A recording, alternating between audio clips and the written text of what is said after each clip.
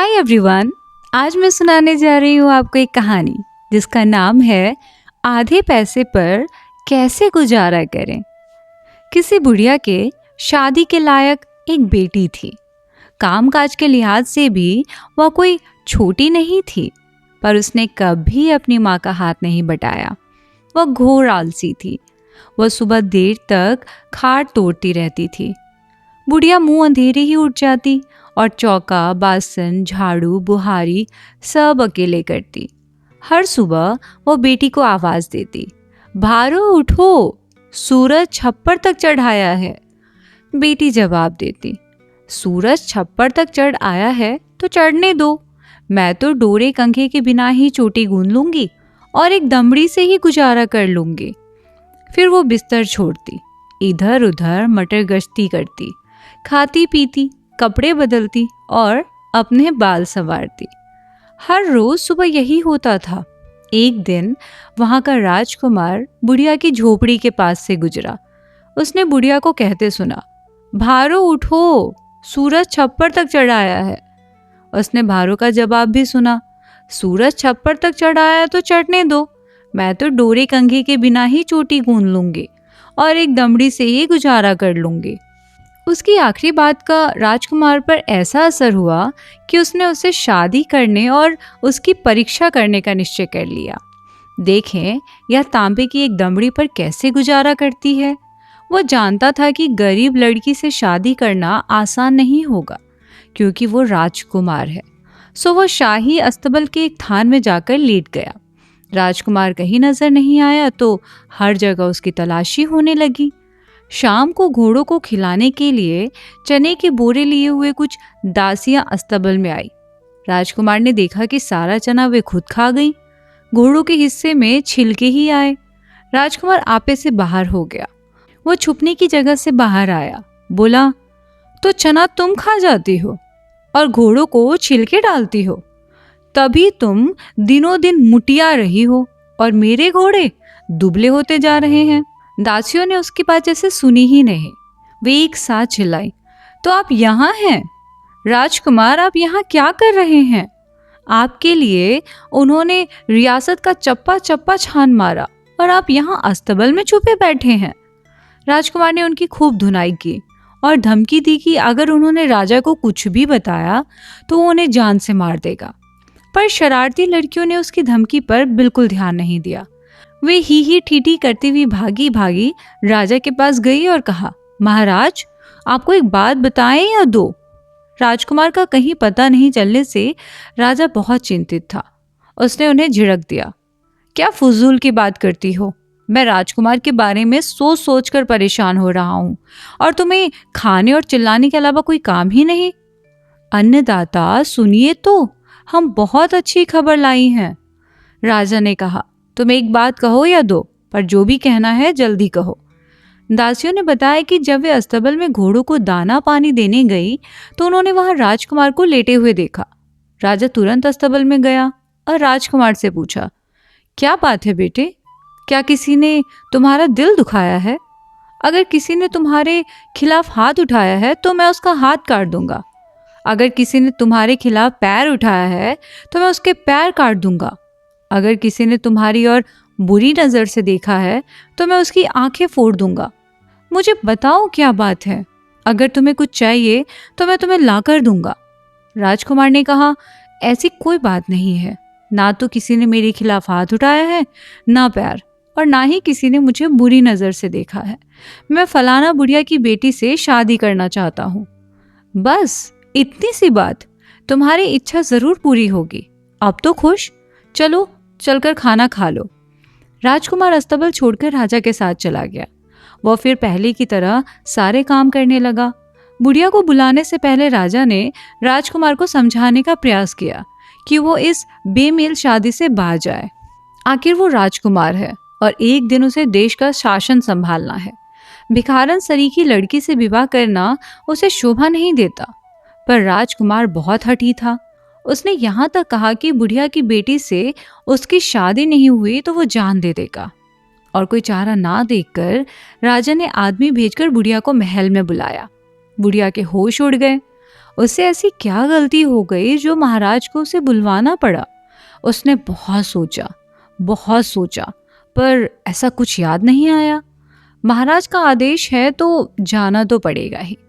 वो कांपती हुई राजमहल गई और सर झुकाकर खड़ी हो गई। राजा ने उसे पीढ़े पर बैठने के लिए कहा और उसने नम्रता से मना कर दिया। वो आज तक कभी पीढ़े पर नहीं बैठी थी। राजा ने खुद उसे हाथ पकड़कर पीढ़े पर बिठाया और कहा, हम तुम्हारे साथ रिश्ता जोड़ना चाहते हैं।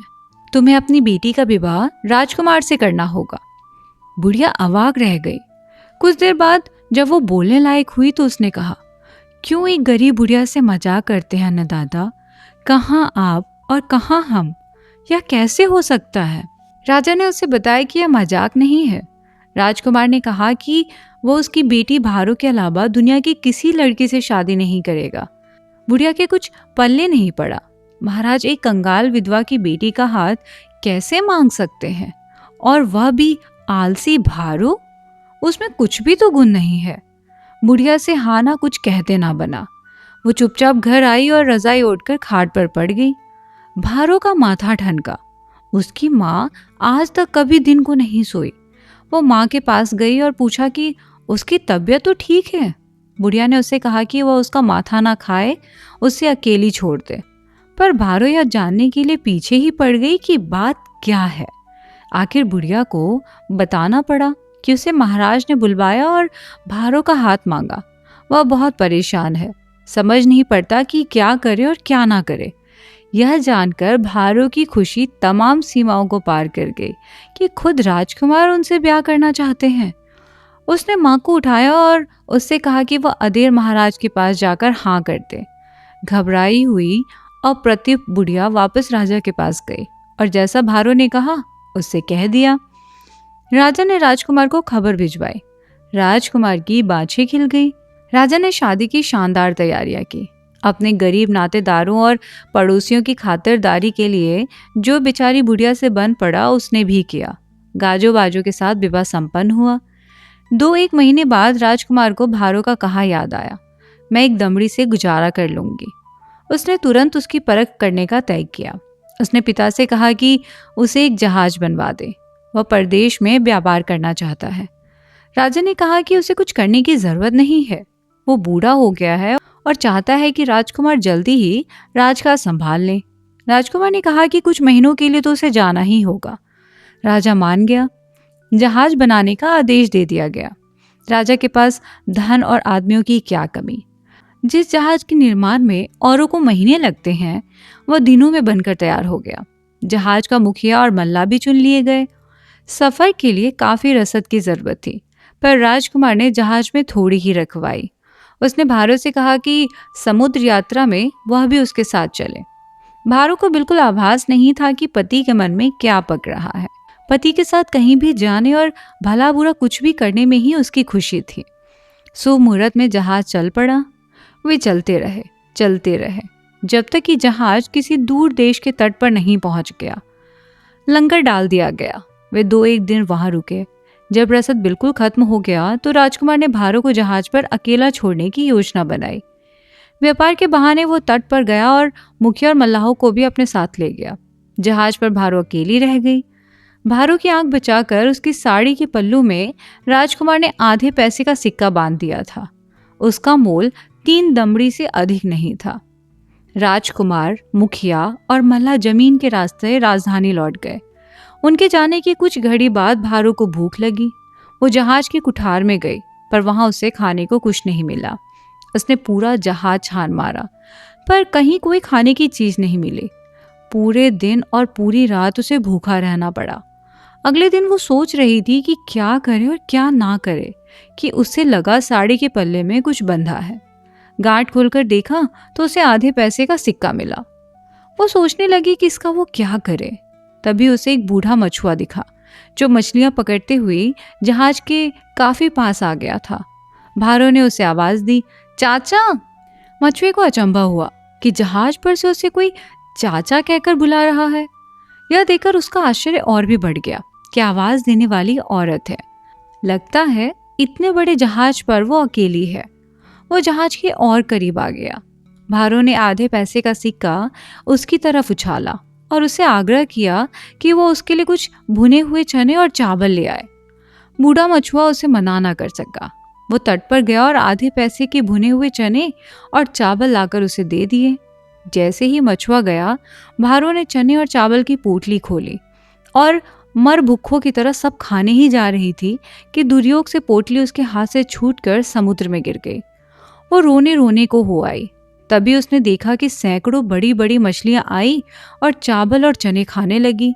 चावल और चने खाने के बाद वे तट पर गई और मोहरे उगलने लगी। देखते देखते वहां मोहरों का ढेर लग गया। भारो के अचरज और खुशी का पार न रहा। वो जहाज की उतरी और सारी मोहरे जहाज पर ले आई। उसे एक दिन और भूखा रहना पड़ा। वो बूढ़े मछुए का इंतजार करने लगी। अगले दिन वो मछलियां पकड़ने के लिए आया तो भारो ने उसे एक मोहर दी और तरह तरह की खाने की चीजें लाने को कहा। तकलीफ के लिए उसे एक मोहर अलग से दी। अब भारो के पास खाने की कोई कमी नहीं थी। वो दिन भर बैठी खाती रही। अगले दिन जब बूढ़ा मछुआ वापस आया तो वो उसके साथ तट पर गई और 2-4 बीघा जमीन खरीदी। उसके अगले दिन बलियां, शहतीरे, ईंटें, पत्थर और वो सब खरीदे जो महल बनाने के लिए चाहिए। बूढ़े मछुए ने उसके लिए एक झोपड़ी बना दी। स्त्रियों का पहनावा छोड़कर उसने पुरुष भेष धारण कर लिया और झोपड़ी में रहकर निर्माण कार्य की देखरेख करने लगी। कुछ महीने बाद राजकुमार ने सोचा कि देखें आधे पैसे के साथ भारो की कैसी कट रही है। सो नया जहाज लेकर वो पत्नी को देखने आया। वो पुराने जहाज में ना उसे भारो मिली ना कोई और। उसने सोचा कि बेचारी डूबकर मर गई होगी। वो वापस जाने को ही था कि उसकी नज़र तट पर खड़े आलीशान महल पर पड़ी। महल करीब करीब पूरा बन गया था।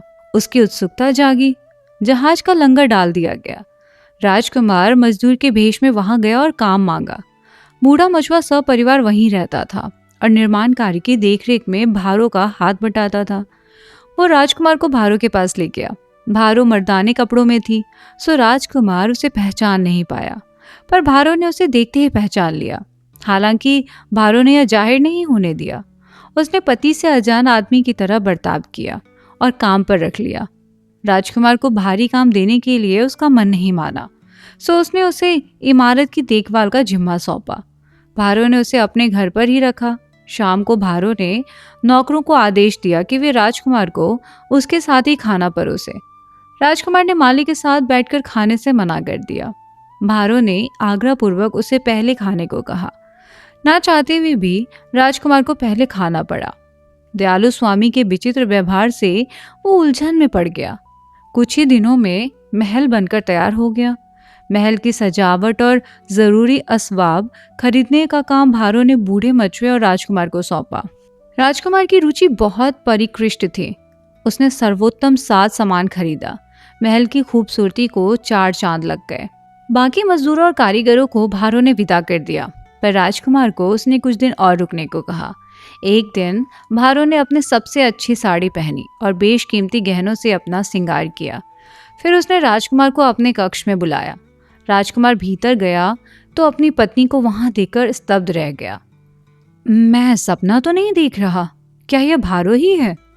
कुछ पल बाद वो बोलने के लायक हुआ तो उसने उससे पूछा कि यह सब क्या है। तब भारो ने उसे बताया कि उसके जाने के बाद कैसे वो एक दिन भूखी रही, कैसे उसे पल्लू में बंधा आधे पैसे का सिक्का मिला, वह नहीं जानती वो किसने बांधा, कैसे वो नाको सिक्का उसने भुने हुए चने और चावल लाने के लिए बूढ़े मछुए को दिया, कैसे वे पानी में गिर गए और उन्हें मछलियां उद्रस्त कर गईं, कैसे मछलियों ने तट पर मोहरें उगली और कैसे उसने यह महल बनवाया जिसमें वो अभी रह रहे हैं और जिसे राजकुमार ने इतनी खूबसूरती से सजाया। अब कुछ कहने की राजकुमार की बारी थी। उसने बताया कि उसने भारो से शादी क्यों की और कैसे वो उसका इम्तिहान लेने के लिए उसे जहाज पर अकेले छोड़ गया था। वो खुश था कि भारो जो कहती थी कि डोरे कंघी के बिना ही वो चोटी बना लेगी और एक दमड़ी पर ही गुजारा कर लेगी, वो उसने कर दिखाया। उन्होंने नया महल बेच दिया और ढेरों मोहरों के साथ अपने देश लौट गए और वहाँ जीवन पर्यंत सुख से रहे।